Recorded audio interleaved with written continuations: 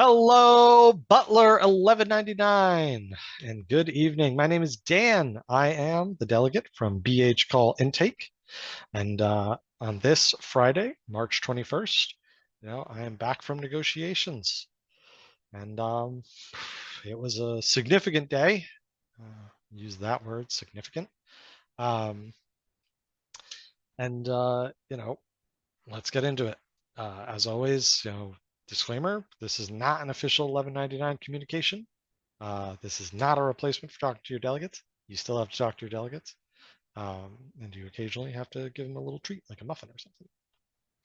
Uh, and yeah, so today, these are my thoughts and analysis. And today is going to be a lot more of my thoughts and analysis because we're a little light on substance, and I'll be getting into that. So let's get into it. We didn't really have much to propose because we have essentially proposed the majority of what we're going to propose. And we just need responses to that aren't just, no, I don't feel like it. And so today, we gave them very significant proposals yesterday, obviously the wage scales and a few other things that I highlighted in the last video. And there's still a lot of like smaller proposals that I haven't really gotten into, or very specific ones to departments. Um, because talk to your delegate about these things, and they're gonna cover that. But we have done a ton of work, a ton of work went into this. We were ready for these negotiations, which I'm not sure we can say the same about them. And so today was a day of like, okay, well, we gave you a lot yesterday. What have you got for us? Um, and what they had was very little. So uh, we so I'll start with us. We made a little bit of movement. I had said they had made some movement last time about the proposal for people who leave and come back. And we wanted to see them, if they are within the time period, that they, keep some of the financial uh, benefits that they had accrued, their wage and vacation accruals and things like that, um, according to the steps. Uh, and we had added a retroactive component to this, right? So that an audit would be done to retroactively fix all members.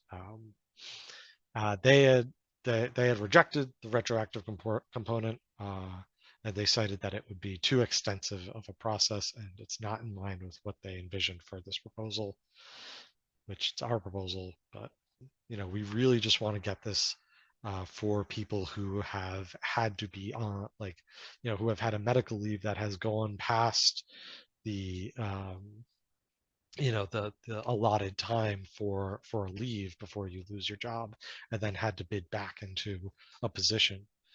Um, and we really wanted to fix that for those people. That's one of our biggest goals in this retroactive component. So we said that, okay, we're willing to make some movement on this, and they were just like, well, we're going to reject it because we still don't like it. Um, they didn't say oh, we want to see a shorter timeline, or they just said no, we don't really want to do the retroactive component at all. We just want to, we just want this for keeping, for getting people to come back anyway. We don't really care if you're already working here, is essentially what they were saying. So that's where that's at. We were making movement on it. Now it seems to be pretty stuck. So we'll see. Uh, they, we rejected their insane proposal about their heavy restrictions to job bidding and movement. I mean, it was a proposal absolutely dripping with antagonism. It doesn't serve to even help the hospital in any meaningful way. It is clearly just uh, a way to try and retake power from you, the members. There was no way we could entertain this proposal, and we elaborated as such. We had elaborated it yesterday after they proposed it. So they have not changed anything about that. We just made our formal rejection. Um, And we had another bigger rejection. I'm going to save that a little bit for later, just because it's pretty significant and there's some things I need to talk about it with. So what did they have for us? Not much. Mostly just answers to questions we had about their proposals, about proposals that did not really make sense compared to how those things actually operate. So there was one I didn't mention in the last video. It's very housekeeping specific, and I wasn't totally understanding of the system that it should be in place versus what they're proposing. And it's about housekeeping vacation caps. So how many housekeepers can be on vacation at any given time. And it's in the contract, it's written out for, all these sort of positions, like each one of these positions, and housekeeping has some interesting things going on with their positions that have been helping them fix problems over time.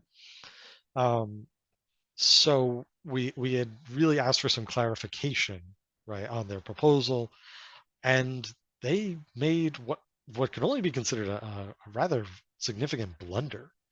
They admitted that what they were currently doing, uh, they admitted what they were currently doing, and that was not at all what is in the contract language. They essentially admitted that they were just ignoring the contract language. And we reacted as like everyone was sitting there looking at them. It took us all a moment to process it, and we looked back to Murph and like all at once, like in a TV show. And she was just as stunned as we were. She read through the contract language and explained this is the legally binding language that you needed to follow.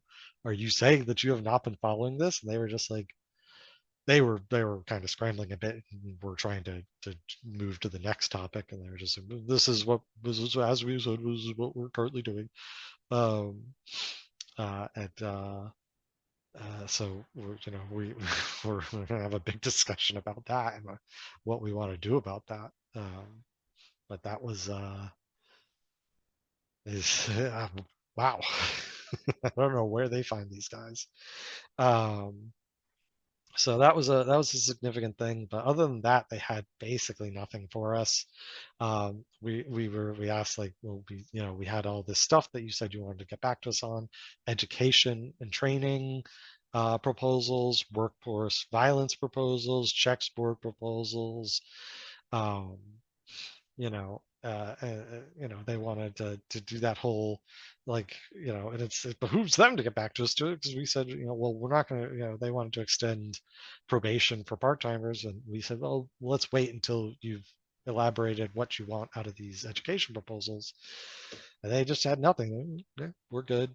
And we asked, well, do you have any other proposals? What else? Do you have anything else lined up? What have you got for us? They said, well, we've given you the majority of our proposals. And we were taking it back. I mean, like, if you were to stack up our proposals against their proposals, it's like here to here.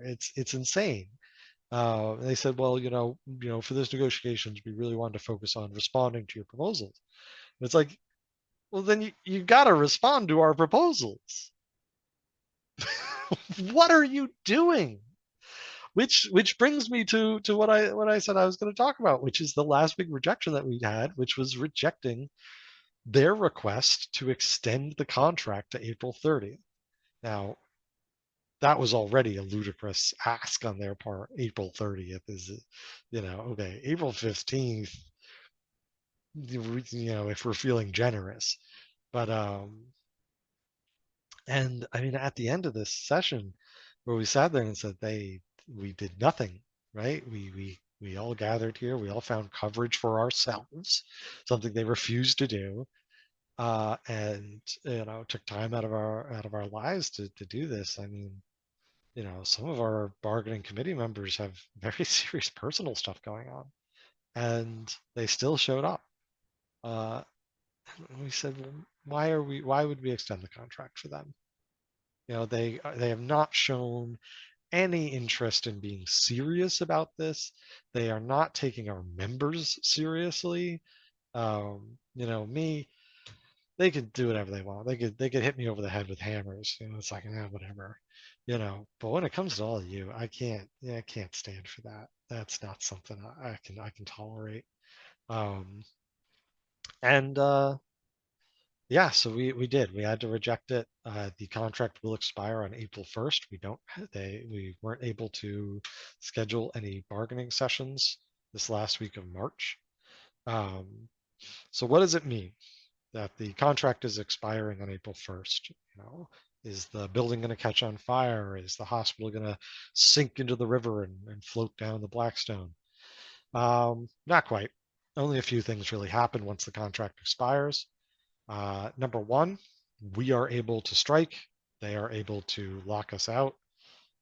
An insane thing that they would, if they were to try and do, the governor would probably send the National Guard to have them arrested. It would be crazy. But that's what it opens up the options for us to strike. That's namely what happens. Um, Grievances that are filed after a strike, after the contract has expired, sorry, um, are not subject to automatic arbitration upon a disagreement. So instead, if they choose not to arbitrate those agreements, we can still say like, hey, we want to arbitrate this agreement. They say no thanks. Then it just becomes a subject of negotiations. And now they have to bargain for it if they want to reach an agreement. Um, and the last thing would be they cannot make any changes to your work in general, right? They can't change what you do, you know, schedules, anything like that, which they obviously have a lot of restrictions to, but they can't even like take the microwave out of your break room um, without it becoming an issue of negotiations. So, keep your eyes out after April 1st. If you see them doing any shenanigans, let your delegate know. We need to keep track of those things. Keep talking to your delegate. So yeah, so that was today. Um, like I said, it was significant. Not a lot of real concrete work done, but it was still very significant. You know, we uh, we have to be serious. They can choose to not be serious. It's not going to do them any favors. But we can't allow you all to just be insulted like this. Um, and so, the question comes up: when are we going to strike? When are we going to strike? I've heard it many times, and the answer is when it's right. And I get that, maybe that's not the most satisfying answer, but it's certainly the one that makes the most tactical sense, right? I'm a bit of a history nerd, and you go back, and all the most successful military doctrines say the same thing. You go into a battle on your own terms. You pick the terrain, you pick the weather, you pick the time of day. Don't ever let the enemy dictate when and how you're going to do things. You need to leave yourself open to unpredictability, um, which is maybe a bit of a nerdy answer, but it's my answer. Like I said, these are just my thoughts. I'm just a guy like anyone else. I'm not the voice of all members. I'm certainly not the voice of all members, but that's where I think that's where we need to be at. Um, and the most important thing is, we can accomplish anything as long as we're sticking together. Um, you know, we got to close ranks. Let's march out there like the Roman legion, um, and show them that we're serious. It's this is not a joke. This is, I might make jokes, but this isn't a joke. I take this very seriously, and I can tell you categorically they do not. Right? This is a lawyer, right? A very well-paid lawyer. He is prepared for everything in his life, right? And so I can only assume that this is meant to be an insult. You know, this is not rocket science. We are not rocket scientists. What we are psych healthcare professionals, right? All of us in every department. We work in a psych hospital. we're not like other people. We're different. We're different. And we're not gonna stand for this. That's not who we are. We don't take no for an answer. We care about our patients. We care about each other, and we refuse to accept these shenanigans. So, be ready, which I know you are. And we've got this.